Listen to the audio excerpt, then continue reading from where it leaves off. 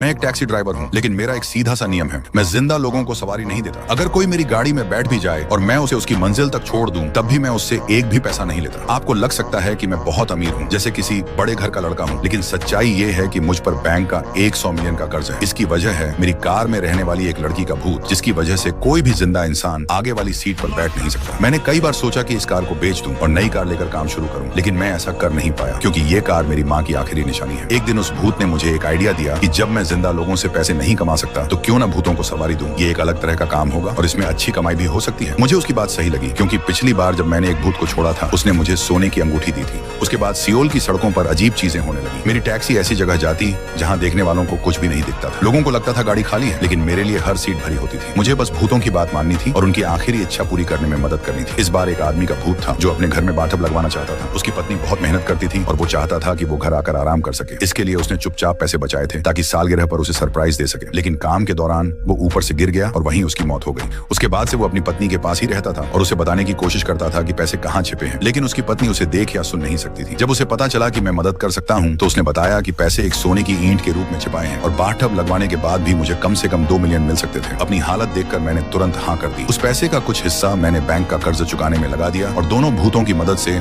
सब कुछ आसानी से हो गया। मैंने उसकी पत्नी का भरोसा जीत लिया और सोने की ईंट भी ले ली। फिर भी उसकी पत्नी थोड़ा उलझन में थी। उसे पता था कि उसके पास बाथटब के पैसे नहीं थे। तब मैंने उसे कहा कि उसके पति पहले ही पैसे दे चुके थे और अब बस उसे लगवाना बाकी है। ये सुनकर वो आदमी का भूत बहुत खुश हुआ। उसी समय एक फोन आया और पता चला कि उसकी मौत का मुआवजा पास हो गया है। इंश्योरेंस कंपनी ने उसकी पत्नी को बुलाया ताकि वो साइन करके पैसे ले सके। मैंने सोचा कि मैं उसकी पूरी मदद करूंगा और मैं तुरंत उसे वहां लेकर गया। रास्ते में मुझे लगा कि शायद उसे कुछ अजीब लगे, क्योंकि जब मेरी गाड़ी में भूत होते हैं तो जिंदा लोगों को अजीब महसूस होता है, लेकिन उसे कुछ भी महसूस नहीं हुआ, बिल्कुल भी नहीं। हम दोनों हैरान थे। तब उस आदमी के भूत ने कहा कि ये प्यार है। इतने साल साथ रहने के बाद मौत भी उन्हें अलग नहीं कर पाई और उसकी मौजूदगी उसकी पत्नी को कोई नुकसान नहीं पहुंचा सकती। और सच बता